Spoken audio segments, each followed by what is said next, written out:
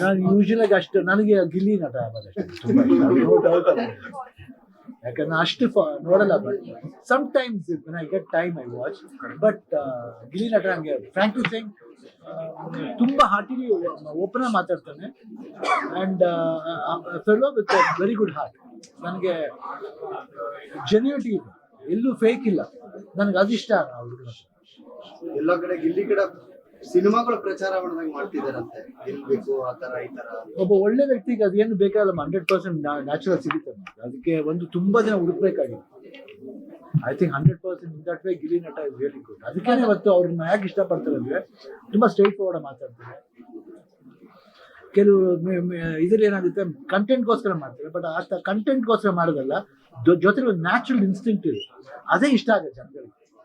Content ಅಂದ್ರೆ ಗೊತ್ತಾಗ್ಬಿಡುತ್ತೆ, but ಈ doesn't go for content, he does it with heart.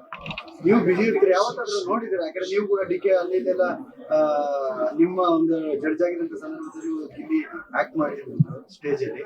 So big boss ಎಲ್ಲ ಆಟ ಆಡ್ತಿರೋದು ಏನಾದ್ರು ನೋಡಿದ್ರ? ನಾನು ಅಷ್ಟು ನೋಡಿದ್ ಮಗ, ಬಟ್ ಐ ಕ್ಯಾನ್ ಇಮ್ಯಾಜಿನ್. ನಾನು ಇವಾಗ ಇಮ್ಯಾಜಿನ್ ಮಾಡುವ ಹೆಂಗ್ ಆಡ್ಬೋದು ನಾನು ಇಮ್ಯಾಜಿನ್ ಮಾಡಿ. ಬಿಕಾಸ್ ಅವ್ನ ಕೋಪನೂ ಇದೆ, ಸಾಫ್ಟ್ನೆಸ್ಸು ಇದೆ, ಆಮೇಲೆ ಏನಂತೀವಿ ಒಂಥರ ನಾಟಿನೆಸ್ ಇದೆ. I think in all that is very good. ನಾಳೆ ಇಲ್ಲ ನಾಡಿದ್ದು ಫಿನಾಲ್ ಗೆಲ್ಬೋದು ಅಂತ ಅನ್ಸುತ್ತೆ ನಿಮ್ಗೆ? ಆಟ ನೋಡಿರೋದ್ರಿಂದ ಅವರೇ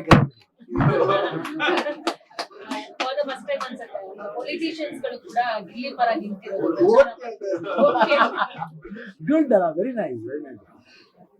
ಶಿವಣ್ಣ ಸರ್, ಅವ್ರದೇ ಸ್ವಾಗು ಮತ್ತೆ ಸ್ಟೈಲ್ ನಲ್ಲಿ ನೀವು ವಿಶ್ ಮಾಡ್ತಿದ್ರಿ ತುಂಬಾ ವೇದಿಕೆಗಳಲ್ಲಿ ಗೆಲ್ಲಿದೆ. ಸೊ ಅದನ್ನ ಮತ್ತೊಮ್ಮೆ ಐ ಥಿಂಕ್